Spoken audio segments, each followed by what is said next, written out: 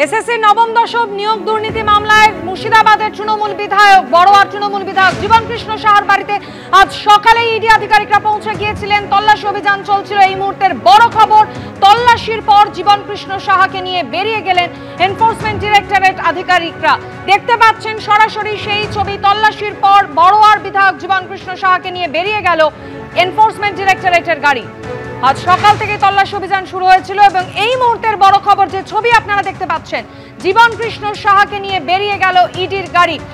এই মুহূর্তে যে খবর পাওয়া যাচ্ছে, গ্রেফতার করা হয়েছে বড়োয়ার তৃণমূল বিধায়ক জীবন কৃষ্ণ সাহাকে। এসএসসি নবম দশম নিয়োগ দুর্নীতি মামলায় জীবন কৃষ্ণ সাহাকে গ্রেফতার করলো ইডি। প্রকাশ সিনহা আমাদের প্রতিনিধি, আরো বিস্তারিত আমাদের জানাবেন। প্রকাশ, আমাকে প্রথমেই বলে দিই যে সবচেয়ে বড় খবর যে জীবন কৃষ্ণ সাহা, তাকে সিবিআই আগেই গ্রেফতার করেছিল।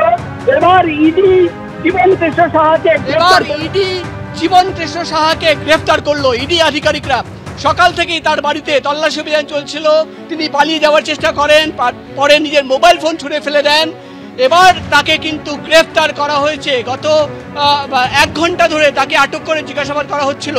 কিন্তু ইডি আধিকারিকরা মনে করছেন যে জীবন কৃষ্ণ সাহা বিধায়ক, তিনি কিন্তু তথ্য গোপন করছিলেন এবং যে গুরুত্বপূর্ণ তথ্য যেটা ইডি সূত্র মারফত আমরা পাচ্ছি, চাঞ্চল্যকর তথ্য, ইডির তরফে দাবি করা হচ্ছে যে জীবন কৃষ্ণ সাহার একাধিক ব্যাংক অ্যাকাউন্ট খতিয়ে দেখার পর তারা নিশ্চিত এবং তাদের হাতে যে তথ্য প্রমাণ রয়েছে যে যাদের চাকরি বিক্রি করা হয়েছিল অযোগ্য প্রার্থীদের, তাদের কাছ থেকে যে টাকা নেওয়া হয়েছিল সরাসরি সেই ক্যান্ডিডেটের ব্যাংক অ্যাকাউন্ট থেকে বা তার আত্মীয়দের মা বাবা বা অন্য আত্মীয়র অ্যাকাউন্ট থেকে সরাসরি জীবন কৃষ্ণ সাহার ব্যাংক অ্যাকাউন্টে টাকা ট্রান্সফার হয়েছে।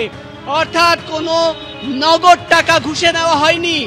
ইডির তরফে দাবি করা হচ্ছে যে ব্যাংক অ্যাকাউন্ট থেকে ব্যাংক অ্যাকাউন্টে টাকা ট্রান্সফার হয়েছে এবং এমন একাধিক বয়ান রয়েছে ইডির আধিকারিকদের কাছে। অর্থাৎ ইডি আধিকারিকরা দাবি করছেন যে টাকা চাকরি বিক্রি করে এসেছিল তার মধ্যে নগদ টাকা তো ছিলই, ডাইরেক্টলি ব্যাংক ট্রানজাকশন পাওয়া গেছে। অর্থাৎ যে অযোগ্য প্রার্থীদের বা বেআইনিভাবে চাকরি বিক্রি করা হয়েছে সেখান থেকে ব্যাংকের থেকে ব্যাংক অ্যাকাউন্টে জীবন কৃষ্ণ সাহা বা তার আত্মীয়দের ব্যাংক অ্যাকাউন্টে টাকা সরাসরি পৌঁছে গেছিল এবং এটা হচ্ছে একদম এভিডেন্স। এবং এই তথ্য সামনে রেখে তাকে জিজ্ঞাসাবাদ করা হয়। তিনি তথ্য গোপন করেন, তিনি মোবাইল ফোন ছুঁড়ে ফেলে দিচ্ছেন, তিনি পালিয়ে যাওয়ার চেষ্টা করছেন, একাধিক অভিযোগ। তাই তাকে ইতিমধ্যেই গ্রেফতার করা হয়েছে। আরেকবার তোমাকে বলে দিই, এসএসসি নবম দশম মামলায় যাকে আগে সিবিআই গ্রেফতার করেছিল তৃণমূল কংগ্রেসের বিধায়ক জীবন কৃষ্ণ সাহা, তাকে কিন্তু ইডি গ্রেফতার করলো।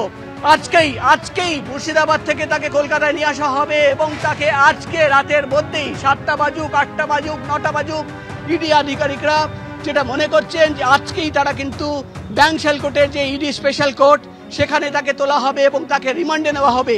এবং যে চাঞ্চল্যকর তথ্য, গুরুত্বপূর্ণ তথ্য আমরা পাচ্ছি যে ঘুষের টাকা নগদ নয়, ঘুষের টাকা ব্যাংক থেকে ব্যাংকে ট্রান্সফার হয়েছিল। অর্থাৎ ইডি আধিকারিকরা মনে করছেন এবং তারা দাবি করছেন যে আজকে যে রিমান্ড প্রেয়ার তারা কোর্টে জমা দেবেন, সেই রিমান্ড প্রেয়ারেও তারা কিন্তু সেই তথ্য পেশ করবেন যে কিভাবে একাধিক ক্যান্ডিডেটদের বয়ান রয়েছে যে তারা জীবন কৃষ্ণ সাহার এবং তার আত্মীয়দের ব্যাংক অ্যাকাউন্টে টাকা ট্রান্সফার করেছিল। তুমি জানো যে নগদ টাকার লেনদেনের প্রমাণ পাওয়া খুবই ডিফিকাল্ট, কিন্তু যেহেতু ব্যাংক থেকে ব্যাংকে টাকা ট্রান্সফার হয়েছে, প্রমাণ সামনে রয়েছে। ইডি আধিকারিকরা যেটা বলছেন যে গত কয়েক মাস ধরে জীবন কৃষ্ণ সাহা তার আত্মীয়দের ব্যাংক অ্যাকাউন্ট, একাধিক ব্যাংক অ্যাকাউন্টের স্টেটমেন্ট তারা নিয়ে এসেছিলেন, সেটা খতিয়ে দেখছিলেন এবং সেখানে যেটা দেখা যাচ্ছে যে চাকরি বিক্রির টাকা ব্যাংক থেকে ব্যাংকে ট্রান্সফার হচ্ছে। অর্থাৎ যাদের চাকরি বিক্রি করা হলো, যারা বেআইনিভাবে চাকরি পেল, তাদের অ্যাকাউন্ট থেকে বা তাদের আত্মীয়দের অ্যাকাউন্ট থেকে জীবন কৃষ্ণ সাহা বা তার আত্মীয়দের অ্যাকাউন্টে সরাসরি কিন্তু ব্যাংক ট্রানজাকশনের মাধ্যমে টাকা পৌঁছে যাচ্ছে এবং ইডি তরফে দাবি করা হচ্ছে একটা দুটো নয়, একাধিক ট্রানজাকশন এমন কিন্তু পাওয়া গেছে। একদমই প্রকাশ। আমাদের সঙ্গে রাজীব চৌধুরী রয়েছেন, আমাদের মুর্শিদাবাদের প্রতিনিধি। রাজীব, একেবারে সকাল থেকে তোড়জোড় করেই কিন্তু ইডি এসেছিল, এটা বলাই যায়, কারণ ইডি আধিকারিকরা তারা প্রথমেই কিন্তু মোবাইল ফোনের হদিশ পেতে চান এবং সেই রিং খুঁজে খুঁজে মোবাইল ফোনটা তারা পান এবং যেমনটা জানাচ্ছেন প্রকাশ সিনহা যে মোবাইল ফোনটাই যথেষ্ট, এমনটা বলছেন ইডি আধিকারিকরা। কোথাও কি তারা দেরি করতে চাইছেন না, তাই আজই তাকে ব্যাংশাল কোর্টে পেশ করতে চান?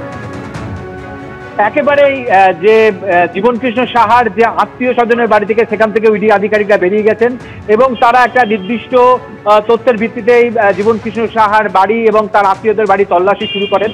যেটা মনে করা যাচ্ছে, তারা যে তথ্য সংগ্রহের জন্য তারা আজকে একযোগে 4 জায়গায় তল্লাশি চালিয়েছিলেন, তাদের সেই তথ্য তারা পেয়ে গেছেন।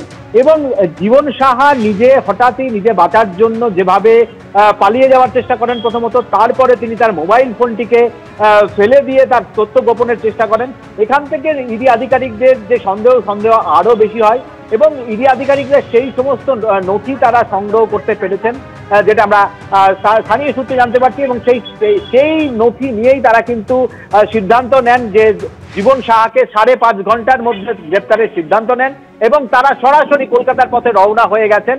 একেবারে রওনা হয়ে গেছে, যারা দ্রুত তারা কলকাতা পৌঁছতে চাইছেন এবং তারপর আদালতে পেশ করা হবে।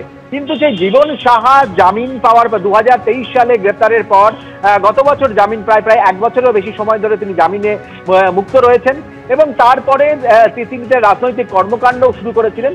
সেই জায়গা থেকে জীবন সাহার এই তল্লাশি এবং জীবন সাহার শুধু বাড়িতে নয়, জীবন সাহার আত্মীয় স্বজনের এবং তার ঘনিষ্ঠজনদের তল্লাশির পর কিন্তু একটা রাজনৈতিক উত্তেজনাও সৃষ্টি হয়েছে। এলাকা জুড়ে তার অনুগামীরাও কার্যত দিশাহারা হয়ে গেছেন, তারা জীবন সাহার বাড়িতে গিয়ে পৌঁছেছেন এবং জীবন সাহার যে পুরনো গোটা ঘটনা নিয়ে তারা ইডি আধিকারিকরা জীবন সাহার কাছ থেকে যা তথ্য জানতে চেয়েছিলেন এবং তার সপক্ষে সেই সমস্ত নথি এবং তথ্য এবং গ্রেপ্তার করার মতো উপযুক্ত তারা তথ্য প্রমাণ পেয়েছেন বলে তারা দ্রুত এইভাবে গতবার জীবন সাহার বাড়িতে তল্লাশি করার পর 2 দিন পরে তাকে একটানা তল্লাশির পর গ্রেপ্তার করা হয়েছিল। কিন্তু এবারের তল্লাশির পরে 5.5 ঘন্টার মধ্যে এই জীবন সাহাকে গ্রেপ্তার এবং দ্রুত কলকাতা নিয়ে যাওয়া।